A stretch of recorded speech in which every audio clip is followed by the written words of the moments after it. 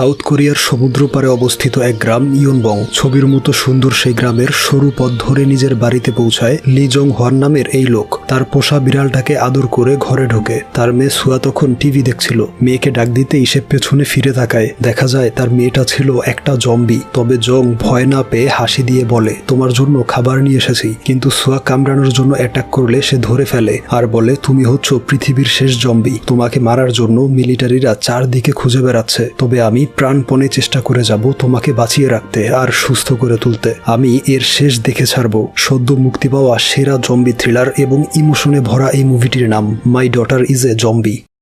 গল্পের সূচনা হয় আরও কয়েক মাস আগে সিওল শহরে। জং চাকরি করে চিড়িয়াখানায়। সে একজন অ্যানিমেল ট্রেনার, যার কাজ হচ্ছে হিংস্র পশুদের ট্রেনিং দিয়ে বশ করা। সে এতটাই এক্সপার্ট ছিল যে এই বাঘকে ডান্স শিখিয়ে দিয়েছে আর এসব ব্লগ ভিডিও করে ইউটিউবে আপলোড করত। ওইদিকে তার একমাত্র মেয়ে সুয়া সারাদিন নাচের প্র্যাকটিস করে। তার স্বপ্ন কেপপ আইডল বোয়ার মতো জনপ্রিয় স্টেজ পারফর্মার হবে। জং এসে বলে, তোমার উচিত আমার থেকে শেখা। ইয়ং বয়সে আমি খুব ভালো স্টেজ পারফর্মার ছিলাম। সুয়া বলে, এত বাজে ডান্স শেখার ইচ্ছে নেই। দরজায় দেখো, ভেতরে প্রবেশ নিষেধ পোস্টার লাগানো আছে। এই বলে তাকে বের করে দিয়ে আবারও প্র্যাকটিস শুরু করে। জং বলে, খাবার রান্না করে কল করব, খেতে চলে এসো। এরপর দেখে তার বিড়ালটা আরাম করে বসে টিভি দেখছে। নিউজে বলা হচ্ছে হঠাৎ করে শহরে ছড়িয়ে পড়েছে জম্বি ভাইরাস। মহামারী রোগটা দ্রুত ছড়িয়ে পড়ছে চারদিকে। সেদিন ছিল সুয়ার জন্মদিন। তার দাদিমা ভিডিও কলে উইশ করে। জং তার মা কিমকে বলে, অনেক বয়স হয়েছে, এবার ড্রিঙ্কস করা কমিয়ে দাও। কিম বলে, এখন একদম ছেড়ে দিয়েছি। তবে দেখা যায় পাশেই তার বন্ধুরা ড্রিঙ্কস করে আর তাকে জলদি আসতে বলে। জং ফোন কেটে দিয়ে বলে, উনি কখনোই ভালো হবে না।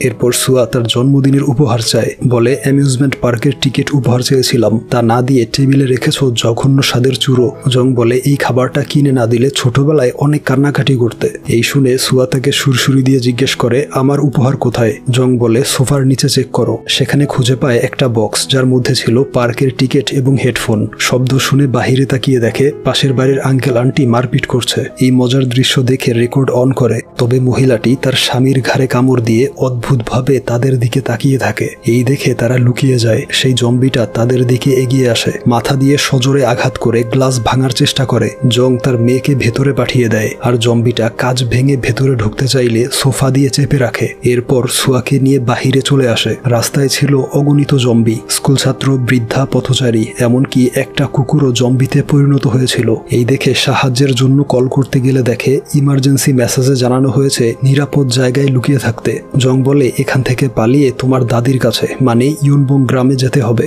গ্রামাঞ্চলে এখনো ভাইরাস ছড়ায়নি। এখন প্রথম চ্যালেঞ্জ হচ্ছে এই জম্বিগুলোকে অতিক্রম করে প্রধান সড়কে যাওয়া। তবে জম্বিরা তাদেরকে আক্রমণ করতে আসছিল। তখন জং একটা বুদ্ধি বের করে, তা হলো নিজেরাও জম্বিদের মতো অঙ্গভঙ্গি শুরু করে, যার ফলে জম্বিরা তাদেরকেও জম্বি মনে করে। একটা জম্বি তার দিকে এগিয়ে আসলে এমন এক্সপ্রেশন দেয় উল্টো জম্বিটাই ভয় পেয়ে যায়। কিন্তু তাদের এই অভিনয় বেশিক্ষণ স্থায়ী হয় না। মানুষের গন্ধ পেয়ে জম্বিগুলো তাদেরকে তাড়া করে। দৌড়াতে গিয়ে সুয়া হোঁচট খেয়ে পড়ে যায়। বৃদ্ধ জম্বিটা তাকে কামড়ে দিতে যাবে।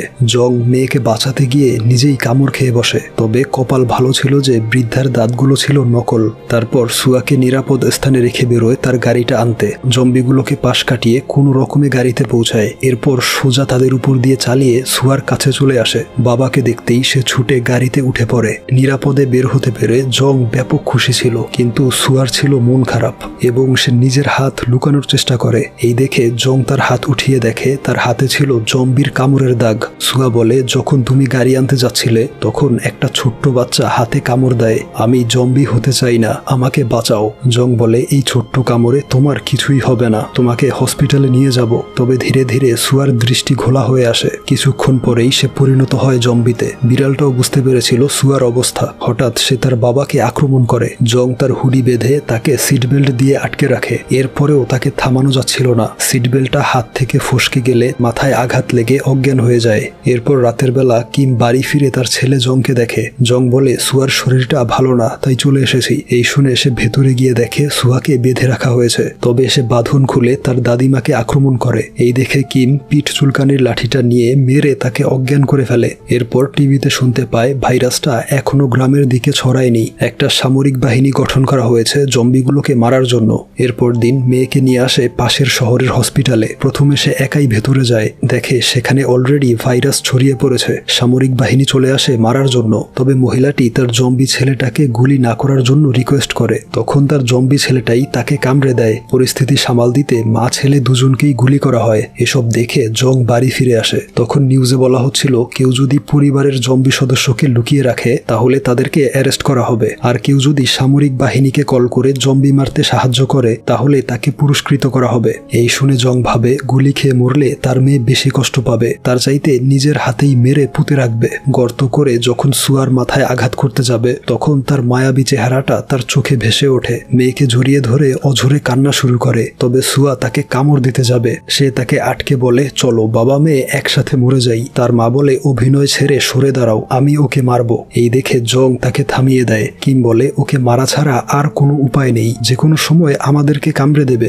এই নিয়ে তাদের ঝগড়া শুরু হয়ে যায়। তখন বিড়ালের চিৎকার শুনে লক্ষ্য করে সুয়া পালিয়ে গিয়েছে। তারা গ্রামের অলিগুলি থেকে শুরু করে সব জায়গায় সুয়াকে খুঁজে বেড়ায়। বাকি ছিল সমুদ্র পাড়ের পুরনো একটা ঘর। কিম বলে সে এখানে কেন আসবে? ভেতরে গিয়ে দেখে সুয়া ওই ঘরেই ছিল। জং বলে ছোটবেলায় সে এখানেই এসে একাই খেলাধুলা করত, এখনো ঠিক তাই করছে। দেখে মনে হচ্ছে ওর ভাইরাসটা পুরোপুরি ছড়ায়নি। লক্ষ্য করে দেখো, ও তোমাকে দেখে ভয় পাচ্ছে, কারণ তুমি ওকে চুলকানির লাঠি দিয়ে মেরেছিলে। এই বলে সুয়ার পছন্দের গানটা প্লে করে। গানটা শুনতেই তার মধ্যে রিয়াকশন দেখা যায়, আর কিছুক্ষণের মধ্যেই সে নাচতে শুরু করে। জং মাকে বলে এই গানের সাথে ও ডান্স প্র্যাকটিস করত, দেখো আমাদের সুয়া বেঁচে আছে। সব বুঝতে পেরে কিম তার নাতনিকে বাড়ি নিয়ে আসে। জং একটা ভিডিও প্লে করে যেখানে ডক্টর বলছিল ভাইরাসটা ধীরে ধীরে মস্তিষ্কের টিস্যুগুলো ধ্বংস করতে থাকে, যার ফলে সমস্ত স্মৃতি ভুলে গিয়ে পশুর মতো আচরণ করে। যদি অ্যান্টিডট বা প্রতিষেধক দেয়া যায় তাহলে টিস্যুগুলো পুনরায় রিপেয়ার হয়ে স্মৃতি ফিরে আসলে জম্বিটা মানুষে পরিণত হবে। তবে এখনো জম্বি ভাইরাসের অ্যান্টিডট তৈরি হয়নি, আমরা চেষ্টা করে যাচ্ছি।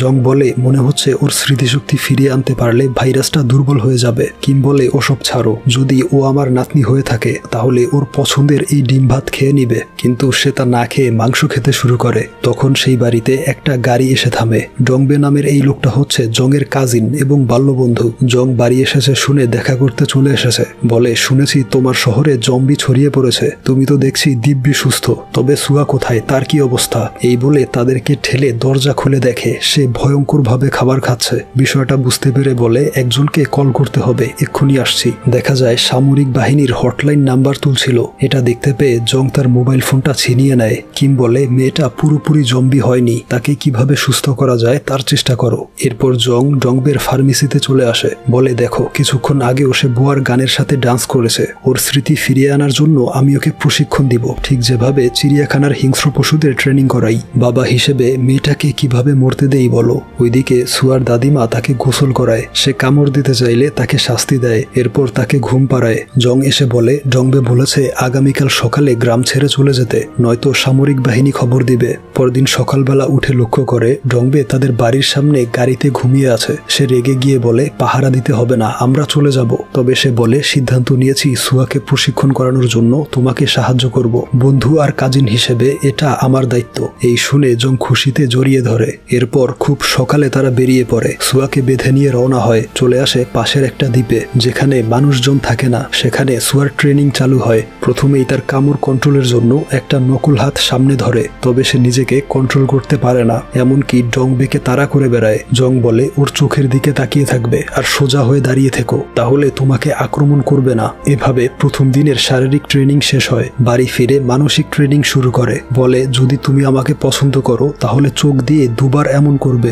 সুয়া ঠিক তেমনই করে, যা দেখে জং খুব এক্সাইটেড হয়ে তার মাকে জানায়। তার মা বলে ও তোমাকে পছন্দ করেছে ঠিকই, তবে খাবার হিসেবে। দেখে সে কামড়ানোর জন্য রেডি হচ্ছে। আক্রমণ করলে জং হুইসেল বাজিয়ে থামায়, তবে সে থেমেছিল কিমের চুলকানি লাঠির ভয়ে। এরপর দিন তারা সুয়াকে বলে এভাবে এক্সারসাইজ করো, সকালের ব্যায়াম মস্তিষ্কের টিস্যু পুনর্গঠনে সাহায্য করে। জং দেখে সুয়া তাদের মতো চেষ্টা করছে। এই দেখে তার একটা ছবি তুলে রাখে। ছবিটা ডায়েরিতে লাগিয়ে লিখেছিল আজকের ট্রেনিং এ সুয়া ভালো করেছে। আর ওদিকে তার দাদিমা লাঠির ভয় দেখিয়ে তাকে খাওয়ায়। জং লেখে আমাদের নতুন আবিষ্কার হচ্ছে পেট ভরা থাকলে সুয়া কামড়ায় না। নিউজে বলা হয় আজ পুরো দেশে মাত্র 3 জন কামড় খেয়েছে। ভাইরাসের সংক্রমণ দিন দিন কমে আসছে, তবে জম্বি ধরিয়ে দিতে পারলে আগের চেয়ে দ্বিগুণ পুরস্কার দেয়া হবে। এরপর থেকে প্রতিদিন ভোরবেলা শারীরিক ট্রেনিং আর বাড়ি ফিরে চলে মানসিক ট্রেনিং। এসব ছবি তুলে ডায়েরিতে লিখে রাখে জং।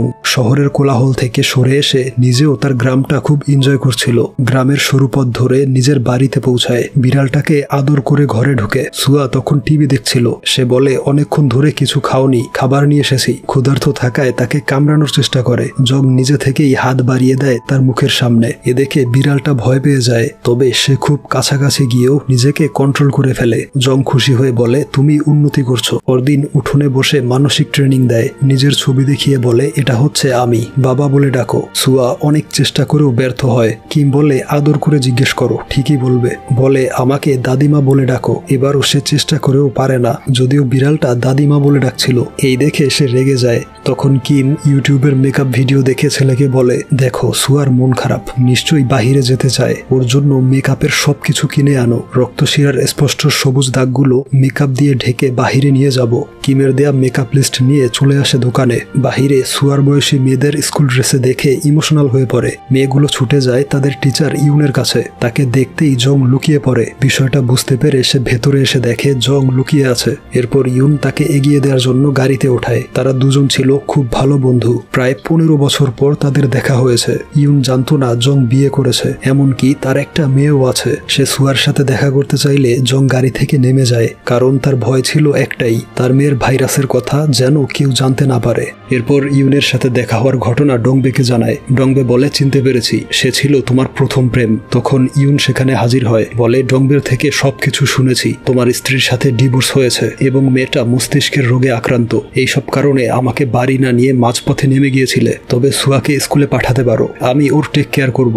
জং জানিয়ে দেয় সুয়া এখনো স্কুলে যাওয়ার জন্য প্রস্তুত নয়। তখন নিউজে বলা হয় জম্বি ভাইরাসটা এখন আর ছড়ায় না, অনেকটাই শিথিল হয়ে গিয়েছে। ইউন বলে, আমি জম্বি ঘৃণা করি। যার সাথে আমার বিয়ে ঠিক হয়েছিল তাকে নিজ হাতে খুন করেছি, কারণ সে জম্বিতে পরিণত হয়েছিল। এই হাত দিয়ে অগণিত জম্বি মেরেছি। এসব শুনে তারা কি বলবে বুঝতে পারছিল না। এরপর বাড়ি ফিরে সে ইউনের সোশ্যাল মিডিয়া অ্যাকাউন্ট চেক করে। তলোয়ার হাতে ছবি দেখে ভয় পেয়ে যায়। প্রচুর জম্বি মারার কারণে তাকে পুরস্কার দেওয়া হয়েছিল। এই দেখে তার অবস্থা খারাপ হয়ে যায়, কারণ সে তার মেয়েকে দেখতে পেলে হয়তো মেরেই ফেলবে। তখন লক্ষ্য করে দেখে সুয়া টিভিতে অ্যামিউজমেন্ট পার্কের বিজ্ঞাপন দেখছিল, যেখানে কসপ্লে ফেস্টিভ্যাল অনুষ্ঠিত হবে। তখন কিম এসে বলে, আজকে নাকি তোমার প্রথম প্রেমের সাথে দেখা হয়েছিল, যাকে ছোটবেলায় বাড়িতে নিয়ে আসতে রাইস কেক খাওয়ানোর জন্য, আর বলতে বড় হয়ে ওকে বিয়ে করবে। এই শুনে জং লজ্জা পেয়ে যায়। বলে, শীত চলে এসেছে, সুয়ার সোয়েটার আনতে বাড়ি যেতে হবে। তাই পরদিন সিউলের উদ্দেশ্যে রওনা হয়। রাস্তায় মানুষ আন্দোলন করছে, যেন জম্বি ভাইরাসে সংক্রমিত মানুষদের না মেরে শীঘ্রই যাতে অ্যান্টিডট বা প্রতিষেধক ওষুধ তৈরি করা হয়। এরপর সোয়েটার নেয়ার জন্য বাড়ি আসে। কল্পনায় তার সুস্থ মেয়েটা এসে বলে,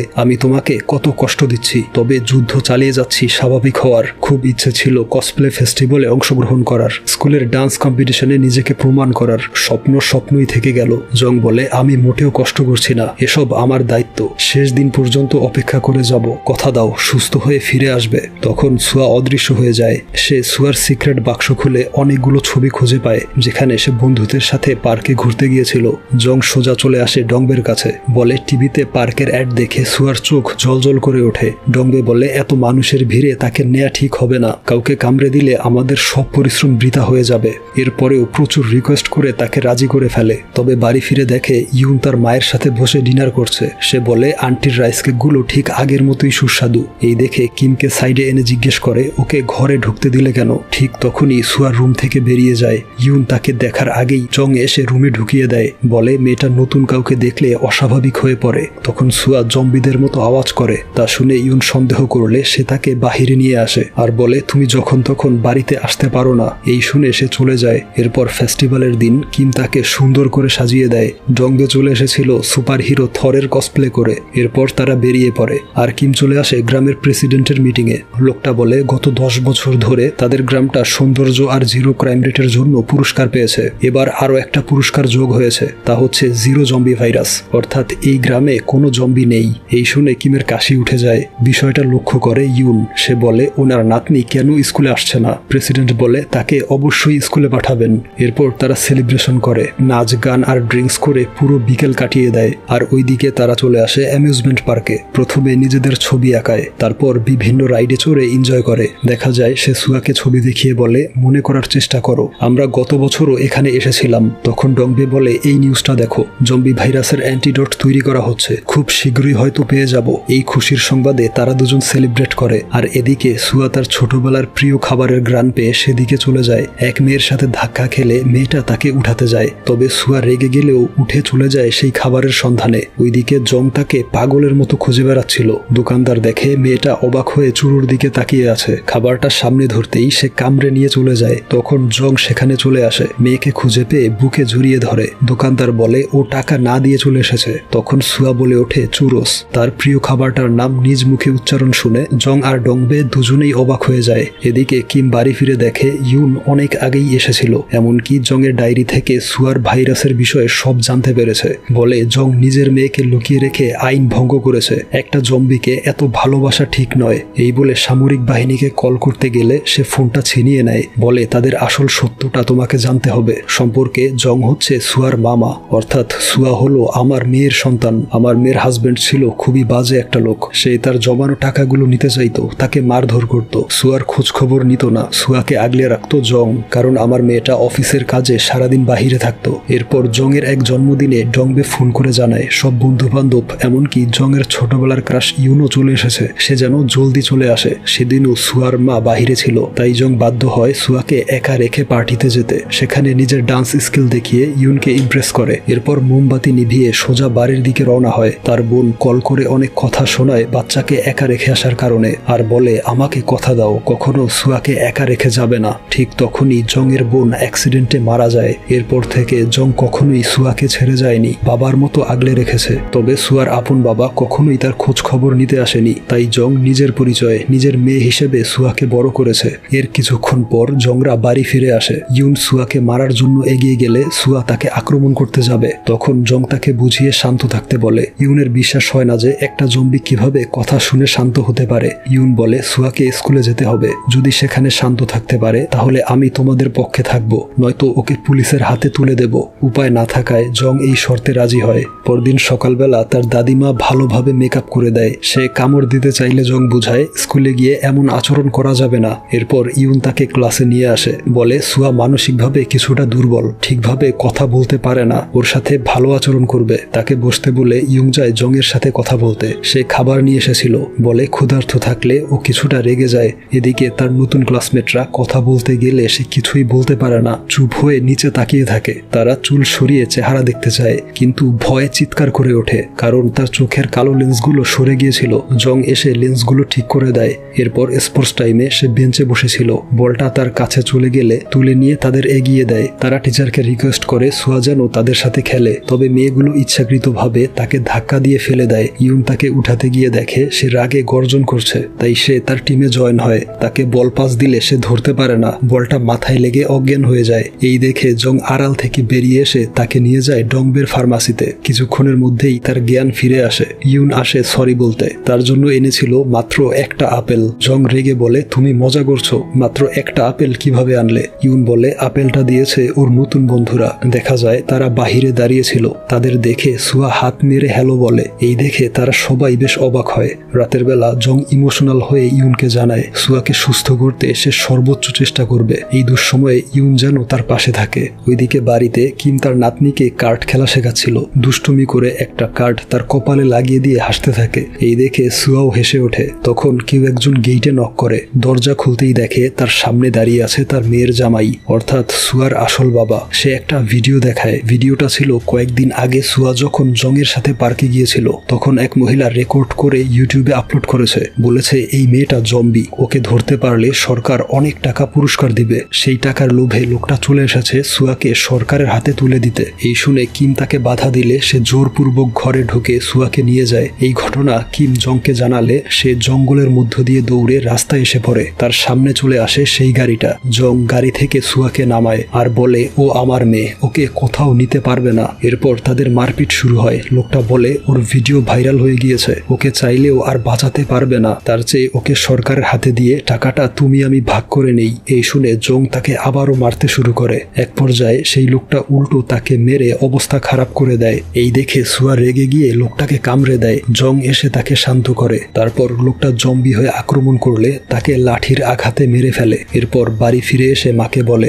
আগামীকাল সকালে সুয়াকে নিয়ে অন্য কোথাও কোথাও চলে যাব। এই শুনে তার মাও যেতে চায় তাদের সাথে। পরদিন সকালে তার মাকে বলে, এই চিঠিটা ইউনকে দিয়ে এসো আর বাজার থেকে সুয়ার পছন্দের চুরুস নিয়ে এসো, তারপর আমরা বেরোবো। চিঠি দিতে চলে আসে ইউনের বাড়ির কাছে। রাস্তায় তাদের দেখা হয়ে যায়। তার সাথে বাজারের দিকে রওনা হয় চুরুস কেনার জন্য। তখন দেখে সামরিক বাহিনী তার বাড়ির দিকে যাচ্ছে। এই দেখে গাড়ি ঘোরাতে বলে আর চিঠিটা খুলে পড়তে শুরু করে। জং লিখেছিল, মা, তোমাকে ছাড়াই চলে যেতে হচ্ছে। এই দৌড়ঝাঁপের মধ্যে তোমার না আসাই ভালো। আমি চেষ্টা করে যাব সুয়াকে আগলে রাখার। এরপর সামরিক বাহিনী কিমের বাড়ি ঘেরাও দিয়ে জম্বি খোঁজে। কোথাও না পেয়ে কিমকে বলে জম্বি খুঁজতে সাহায্য না করলে জংকেও মেরে ফেলা হবে। আর এদিকে জং সমুদ্র পাড়ে চলে আসে। বোট রেডি করছিল সুয়াকে নিয়ে পালিয়ে যাবে। তখন জলপথে আসে পুলিশের স্পিড বোট আর রাস্তা দিয়ে চলে আসে সামরিক বাহিনী। সে দরজা বন্ধ করে বলে কিছুতেই সুয়াকে নিয়ে যেতে দিবে না। তখন তারা দরজা ভাঙতে শুরু করে। সে মেয়েকে বলে, আমাকে কামড়ে দাও, আমি সবাইকে মেরে তোমাকে নিয়ে পালিয়ে যাব। তবে সুয়া তাকে কিছুতেই কামড়াতে চায় না, কিন্তু জংয়ের কান্না আর আকুতি শুনে তাকে বুকে জড়িয়ে নিয়ে কামড়ে দেয়। আর এদিকে তারা দরজা ভেঙে ফেলে। ততক্ষণে জংয়ের মধ্যে জম্বির লক্ষণ শুরু হয়ে যায়। সে সুয়ার সামনে দাঁড়িয়ে তাদের গুলি বুক পেতে নেয়। তার এই অবস্থা দেখে সুয়া কান্না করে বাবা বলে ডাকে, তাই তাকে আর গুলি করা হয় না।